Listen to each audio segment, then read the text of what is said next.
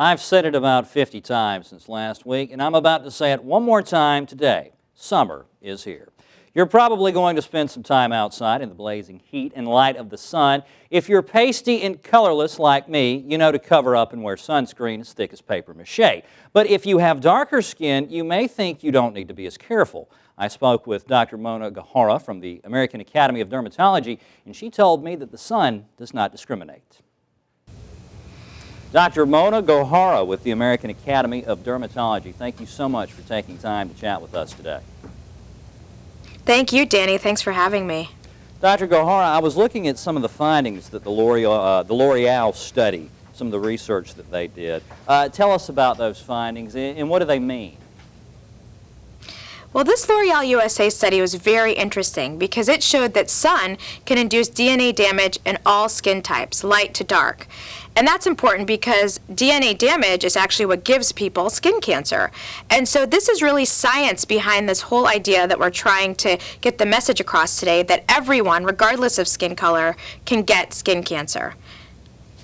Now, it looks like, according to the research that I'm looking at, there's a great deal of confusion and some misconceptions about who has a potential for skin cancer and who does not. It looks like dark-skinned people, for whatever reason, feel like they have some sort of superhuman protection from the sun. Where does that come from? You know, it's just this misconception that because somebody has brown skin, they're not susceptible to the damaging effects from the sun. And it's absolutely false. In fact, if you look at studies, most people of color who have been surveyed have actually been sunburned. And it just takes one sunburn to double your risk of deadly forms of skin cancer over a lifetime. So it's, you know, spreading the word, getting the message out, this kind of interaction that's really important so we can save lives because you know, Danny, that when people of color do get skin cancer, it's more deadly because it's detected later because they have this false conception that for some reason they can't get it. So they don't go to the doctor, and then it's detected later, and then there's subsequently higher mortality rates. So just spreading the word is so important so we can save lives. So we've dispelled one myth so far this morning. Is there anything else out there that you've run across in your work, more misconceptions about people of color with darker skin and the sun? Well, I think it's just important that people of color realize that they may not be getting skin cancers in the same place as their Caucasian friends. For example, people of color have more of a tendency to get skin cancers and deadly skin cancers on their palms and soles or under their fingernails and toenails, versus Caucasians, they generally get it on sun-exposed areas such as their face and back. And so that's another misconception, that it always has to happen in a sun-exposed area. When that's not true, it can happen anywhere on your body and is actually more deadly usually when it's in sun-protected areas. Now, whenever I look at my skin in the morning or whenever I happen to look at it, it's pretty easy for me to pick out whenever something looks different, unusual. How do people of darker color skin, how do they identify if they have a potential melanoma? That's a great question, Danny. They should be doing monthly skin checks to examine their body from head to toe, looking for anything that's asymmetric, anything meaning one side doesn't equal the other, that has a border irregularity, like a jagged border, that's color is different, or that it's getting wider, or anything that's just not healing, a sore that won't go away, a mark on the skin that looks funny. That should prompt a phone call to a dermatologist for a quick, easy check that's potentially life-saving. Now, this next question should pretty much be a no-brainer, but I get confused because there are so many products out there. How do we protect ourselves from the sun? Because we're looking at makeup with sunscreen, and then we've got certain degrees of UV, and who needs what. Is there anything that you recommend?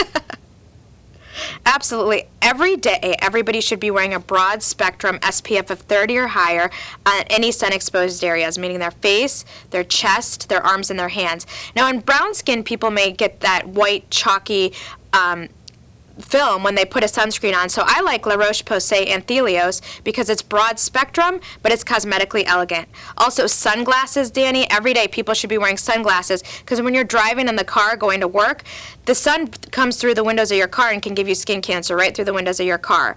And then when you're at the beach or when you're at the pool or when you're mowing the lawn or doing whatever, you should be wearing a broad-brimmed hat because that protects you even more. So sunscreen, skin checks, sun protective clothing, you're good.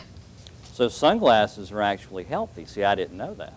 I just thought they made you look. Yeah, and Well, they do, and it's a reason to get cool ones every summer. There you go. Let's talk a little bit about, I'm sure you saw the video of the tanning mom. They called her tanorexic. It circulated. It went wild.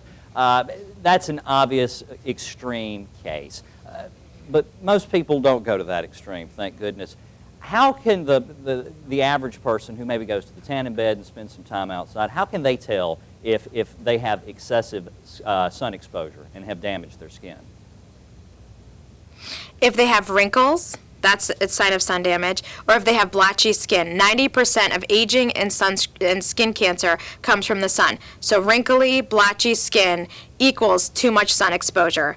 It's a very simple equation, and it's easy to solve just by protecting yourself from the sun every day. All right, super. We're running low on time, but obviously there's so much to talk about here. I wish we had more time. Where can I send my viewers for more information? L'OrealUSA.com for more information and more product recommendations.